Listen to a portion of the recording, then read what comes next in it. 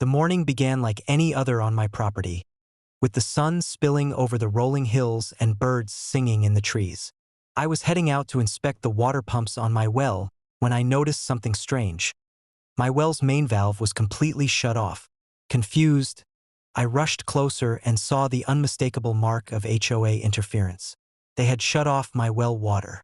At first, I was angry, but then I realized something the HOA didn't. I had leased the well to the local fire department. This wasn't just any water source. It was part of a critical supply system that served multiple nearby communities in case of emergencies. By shutting it off, they weren't just inconveniencing me. They were endangering the town.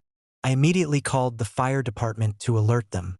Within minutes, several fire trucks rolled onto my property. Hoses raised, lights flashing, engines rumbling.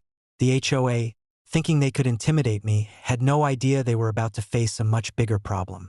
Karen herself arrived, looking smug, ready to lecture me on violating HOA rules. Her face fell the moment she saw the fire department, and her confident stride faltered. I calmly approached her. "Karen, I see you've shut off my well. That's illegal and dangerous. Did you know this water is leased to the fire department?" Her jaw tightened, but she tried to mask her panic. I thought it was just a private well. You shouldn't be using it that way."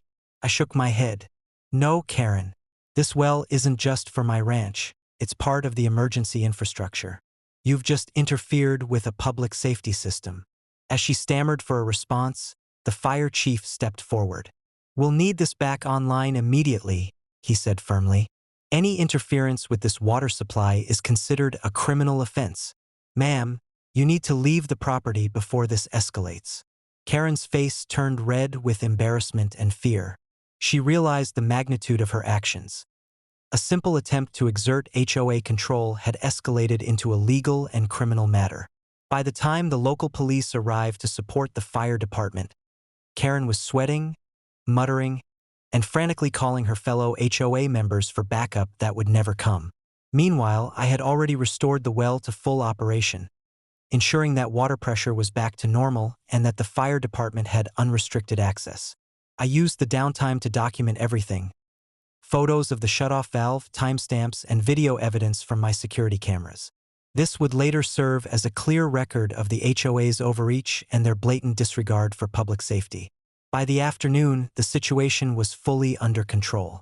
Karen and her HOA members were cited for illegal tampering with critical infrastructure, obstruction of public services, and trespassing on private property. The incident sparked widespread attention in the community, and news of the HOA's reckless behavior spread quickly.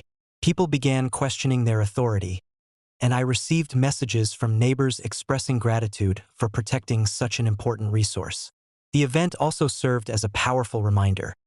Sometimes, the true value of property isn't just in what you own. It's in how it connects to the community and the responsibilities that come with it. By understanding the bigger picture and maintaining meticulous records, I was able to protect my land, safeguard the community, and expose the HOA's recklessness. That night, as the sun dipped below the horizon and the well's water continued to flow freely, I reflected on the day's events. Karen had thought she could intimidate me with her HOA authority, but instead, she had inadvertently highlighted her own incompetence. My ranch was more than just land. It was a critical part of the local infrastructure, a responsibility I took seriously, and a fortress against any attempts to manipulate or endanger it. The HOA would think twice before interfering again, and the fire department could continue their operations safely. My well, my property, and the safety of the surrounding community were secure, all because I stayed calm, assessed the situation, and leveraged the real power of ownership: knowledge, foresight, and preparedness.